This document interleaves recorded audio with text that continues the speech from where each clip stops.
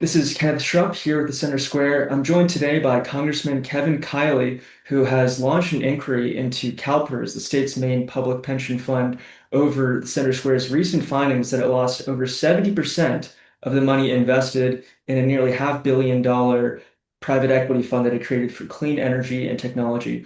Congressman Kiley, thank you for joining us. Tell us more about what is driving this inquiry, not just this clean energy and technology fund, but the other issues that you've seen with California and what you hope for the inquiry to achieve.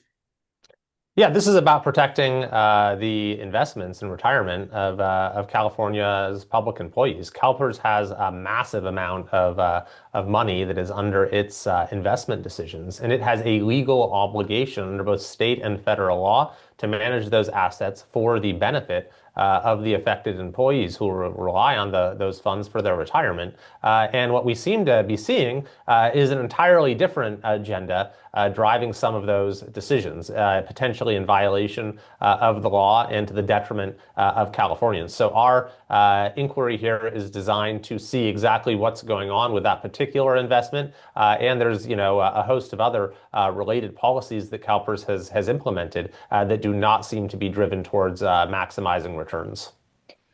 Now, tell us more about the broader context of ESG and public pensions. In the letter, you and other congressmen mention possible ERISA reforms. What would that sort of look like if at a national level? Yeah, well, there are requirements within ERISA that largely mirror what exists in California's own constitution, dealing with the responsible management of assets for the benefit of the pension holders. And so when you see these sort of ESG policies, whatever you might think about the values behind these, whether it's labor related or environmental related or whatever else it might be, it is axiomatic that when you're making investment decisions in order to advance those causes for ideological reasons, then by definition, you're not doing it in a way that is singularly driven towards getting healthy returns for the health of the fiscal stability of the fund and the benefit of the pension holders. And it's particularly problematic in a state like California, where we have such a vast amount of debt when it comes to retirement obligations. If you have a fund that is underperforming because of other ideological factors that are getting into the mix, that's a major problem. Now, you've taken a leading role in Congress regarding waste, fraud, and abuse in California, perhaps most publicly with the state's high-speed rail project. Uh, Also, it seems that you've been redistricted out of the area you've represented for several years now under Prop 50. Do you feel like you've been targeted based on your activism in Congress?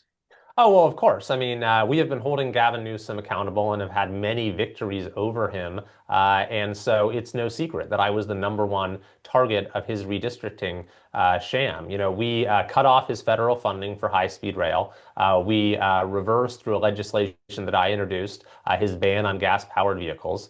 We got him to end his policy of free health care for illegal immigrants. And in a whole host of other ways, we have been, systematically counteracting the destructive policies that he's inflicted on the people of California. And so, of course, he thinks it would be better not to have me there. But I think that, we're going to do just fine and we'll continue to fight against Newsom's radical policies for the benefit of Californians. Now, lastly, bringing up the matter of California, we've seen sustained budget deficits expected by the LAO in the tens of billions of dollars. The state doesn't have very much money. The pension fund, of course, is hundreds of billions of dollars in liabilities that it cannot pay out at the moment. Tell me, who is ultimately going to pay if there's no way for them to make this money through the market or they lose it on these ESG investments? Well, it's California taxpayers. And, Gavin Newsom has done nothing to address our long-term liabilities, has in fact contributed to the structural problem. But he's also massively increased the California budget itself during his two terms as governor to where it's now over about $330 billion. It's gone up by well over 50% during his time in office. And by the way, just to give you an example of how this isn't just an issue for future generations to deal with, but is an issue we're facing right now, Newsom even borrowed $20 billion from the federal government for the sake of shoring up our unemployment program. Other states did this as well during the COVID years. But the difference is that every other state paid the loan back. Newsom defaulted on the loan. He's just, as a total deadbeat, didn't pay it back. And so under federal law, what that means is that California's small businesses get taxed automatically in order to pay back the loan. And so here you have a very clear example of Newsom taking our state into debt, failing to pay off those debts is directly impacting our taxpayers here and now.